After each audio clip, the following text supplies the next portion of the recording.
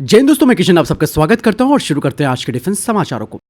दोस्तों, डीआरडीओ ने अब तकनीकी विकास को बढ़ावा देने के लिए एक नई पहल की शुरुआत की है, जैसे कि टेक्नोलॉजी डेवलपमेंट फंड यानी कि टीडीएफ, डेवलपमेंट कम प्रोडक्शन पार्टनर और DRDO industry academy centre of excellency. और इस साल रिसर्च एंड डेवलपमेंट में विशेष फोकस किया जा रहा है, जिसमें कि डीप टेक क्षेत्रों को प्राथमिकता दी गई है, जैसे कि artificial intelligence, cognitive technology, quantum technology, neuromorphic computing, military cyber technology, advance materials और खुफिया निगरानी और टोही तकनीक यानी कि आईएसआर टेक्नोलॉजी।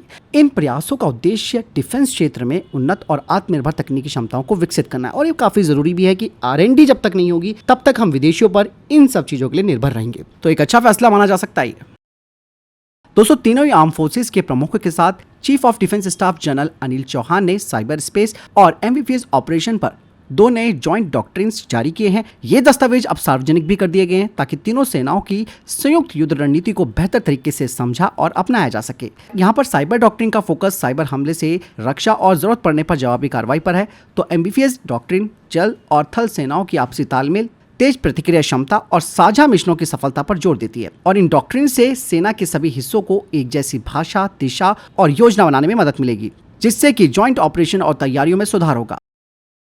वहीं दोस्तों, कुछ सीनियर अधिकारियों की तरफ से रिपोर्ट सामने आई है कि इजरायली प्रधानमंत्री बेंजामिन नेतान्याहू भारत के दौरे पर आ सकते हैं। तो दूसरी तरफ मॉस्को में रशिया के रक्षा मंत्री सर्गेई सोयुग से मुलाकात के दौरान एनएसए अजीत डोभाल ने कहा कि राष्ट्रपति व्लादिमीर पुतिन इस महीने भारत की यात्रा पर आ सकते हैं। उन्होंने कहा कि इस विजिट की तारीखें लगभग तय हो चुकी हैं। वहीं दोस्तों, भारतीय सेना फोर्स मोटर से 50 हल्के स्ट्राइक वाहन यानी कि एलएसवी खरीदेगी। ये वाहन तेज गति और युद्ध में त्वरित कार्रवाई में काफी उपयोगी भी होंगे। वहीं दोस्तों, अमेरिका को थाईलैंड ने एक बड़ा झटका दे दिया है। दरअसल थाईलैंड ने अब अमेरिका के F-16 फाइटर जेट को नहीं खरीदने का फैसला लिया है। इसकी जगह वो स्वीडन के ग्रिपेन E/F फाइटर जेट खरीदेगा। पहले 4 एयरक्राफ्ट 2028 तक मिलेंगे। साथ ही तकनीकी ट्रांसफर और स्थानीय उद्योग की भी इसमें भागीदारी होगी। और दोस्तों, एक दुखद खबर आ रही है। जम्मू कश्मीर के बसंतगढ़ उधमपुर में एक सीआरपीएफ का वाहन खाई में गिर गया। इस दुखद हादसे में 3 जवानों का बलिदान हो गया और 15 जवान घायल बताए जा रहे हैं। ईश्वर इन घायल जवानों को जल्द से ठीक करे और जिन सैनिकों का बलिदान हुआ है उनकी आत्मा को शांति मिले। एक तरफ दोस्तों, अमेरिका के टैरिफ को लेकर जो चिंता हो रही थी, उसके बावजूद भी HAL और GE एरोस्पेस के बीच F414 INS S6 turbofan engine बनाने का समझौता पूरी तरीके से पटरी पर है। और ये इंजन भारत के तेजस मार्क 2 फाइटर जेट के लिए तैयार किए जाएंगे। और इस समझौते में 80% TOT शामिल है, जो अब तक का सबसे बड़ा ट्रांसफर माना जा रहा है। आपको बता दें कि HAL बेंगलुरु के पास इस इंजन के निर्माण के लिए नया प्लांट बनाएगा। पहली डिलीवरी 2028 तक होने की उम्मीद है। शुरुआत में 99 इंजन बनाए जाएंगे तेजस मार्क 2 के लिए, और भविष्य में AMCA और TEDBF प्रोजेक्ट में भी इनका इस्तेमाल किया जाएगा। इंजन में अत्याधुनिक तकनीकें हैं, जैसे कि single crystal blade, thermal coatings और लेजर ड्रिलिंग शामिल है। मतलब साफ है कि टैरिफ चिंताओं के बावजूद भी ये डील अमेरिका और भारत की डिफेंस साझेदारी को मजबूत करती है और ये भारत को इंजन निर्माण में आत्मनिर्भर बनाने की दिशा में एक बड़ा कदम है। वहीं दोस्तों, इंडियन एयरफोर्स को कम से कम 110 ब्रह्मोस ए मिसाइलें मिलेंगी, जिससे कि भारतीय वायुसेना की मारक क्षमता और ज़्यादा मजबूत हो जाएगी। ब्रह्मोस ए एक air launch supersonic cruise missile है, जिसे भारत और रशिया ने मिलकर बनाया। इसे Su-30 MKI फाइटर जेट से दागा जाता है और हाल ही में ऑपरेशन सिंदूर में ये सफल रही, जिसमें कि इसने दुश्मन के हवाई ठिकानों और रनवे को खत्म कर दिया था। और ये मिसाइल भारतीय वायुसेना को दुश्मन के खिलाफ एक सर्जिकल स्ट्राइक हथियार के रूप में बड़ी ताकत देगी।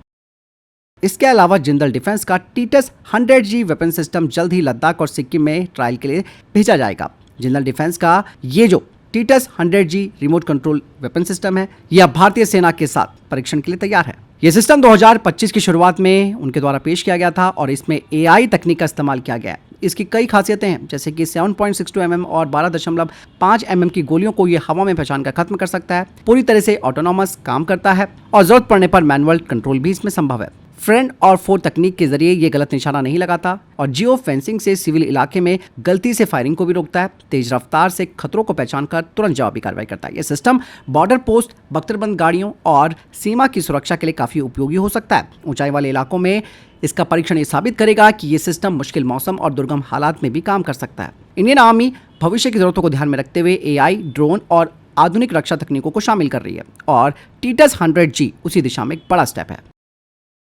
वहीं दोस्तों डीआरडीओ की प्रयोगशाला एआरडी अब पिनाका रॉकेट सिस्टम का एयर लॉन्च वेरिएंट बना रही है, जिसे इंडियन एयरफोर्स के फाइटर जेट से दागा जा सकेगा। इसका मकसद इंडियन एयरफोर्स की सटीक और दूर तक मार करने की क्षमता को बढ़ाना है। ये नया सिस्टम तेजस Su-30MKI, मिराज 2000 और राफेल जैसे फाइटर जेट्स में लगाया जा सकता है। ये प्रोजेक्ट विदेशी मिसाइलों जैसे कि इजराइल के रैमपेज का स्थानीय और सस्ता ऑप्शन भी बनेगा। और इस एयर लॉन्च के 2 वेरिएंट हो सकते हैं, पिनाका 4 जिसकी रेंज 300 किलोमीटर होगी और पिनाका 3 जिसकी रेंज 120 किलोमीटर होगी। इनके जल्द ही ट्रायल भी शुरू होंगे। हाल ही में इंडियन एयरफोर्स ने इजराइल के रैमपेज मिसाइल से दुश्मन के एयरबेस में रडार सिस्टम को तबाह किया था, जिससे कि साफ हो गया था कि ऐसे हथियार कितने जरूरी हो गए। अब एयर लॉन्च पिनाका वायुसेना के पास ब्रह्मोस ए और स्कैल्प जैसे मिसाइलों के साथ एक और सटीक हमला करने वाला घरेलू ऑप्शन बनेगा। हालांकि यहाँ पर चुनौतियां भी बहुत सारी हैं, जैसे कि रॉकेट का साइज छोटा करना, उड़ान के दौरान स्थिरता को बनाए रखना और फाइटर जेट से लॉन्च करने के लिए सही तकनीक जोड़ना। हालांकि डीआरडीओ की एआरडी लैब और इंडस्ट्री के साथ मिलकर इसका डेवलपमेंट किया जा रहा है, जिससे कि भारत को भविष्य में आयात पर निर्भर कम रहना पड़ेगा और यह आत्मनिर्भर भारत की दिशा में एक बड़ा स्टेप है। दोस्तों पाकिस्तान ने अजरबैजान को 40 JF-17 थंडर फाइटर जेट देने का सौदा किया है।